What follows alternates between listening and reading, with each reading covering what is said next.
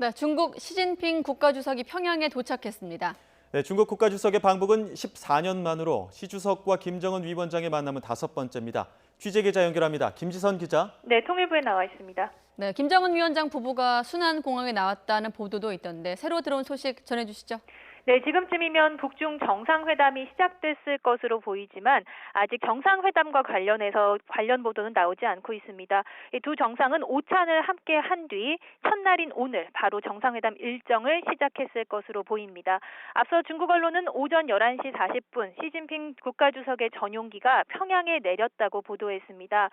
영상이나 사진은 아직 공개되지 않았는데 중국 언론은 김정은 위원장 부부가 평양공항에서 시 주석 부부를 영접했다고 보도했습니다. 지난해 9월 남북 정상회담 때와 비슷한 환영 행사가 공항에서 있었을 텐데요. 14년 만에 이루어지는 중국 최고 지도자의 방북인 만큼 방북 기간 내내 북한의 대접도 극진할 것으로 보입니다.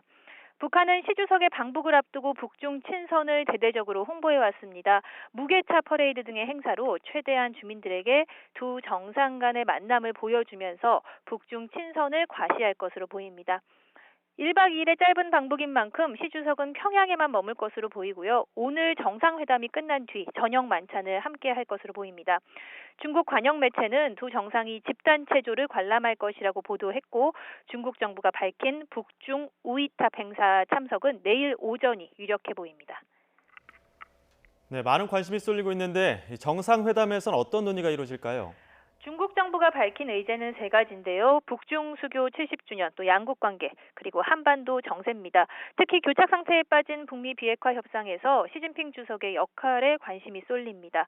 최근 북미 간 핵 협상 재개 움직임이 감지되는 가운데 트럼프 대통령과 만남을 앞둔 시 주석이 북미 대화 재개의 중재자 역할을 할 수 있을지 주목됩니다. 시 주석과 김 위원장의 만남은 이번이 5번째입니다. 앞서 4차례 회담은 김 위원장이 방중해서 이루어졌는데 모두 한반도 비핵화 문제가 주요 의제로 다뤄졌습니다. 외신들은 시 주석의 방북을 미중 무역 협상과 연계하며 관심을 보이고 있습니다. 미국 블룸버그는 미국과의 협상에서 고전 중인 북중 두 정상이 미국을 설득하기 위한 방안을 논의할 것이라고 보도하기도 했습니다. 이와 관련해 중국 황구시보는 일부 미국인들이 중국이 이번 회담을 미중 무역 전쟁의 카드로 쓰려 하는 것은 아닌지 의심하고 있다며 이는 이기적인 생각이라고 반박했습니다. 지금까지 통일부에서 YTN 김지선입니다.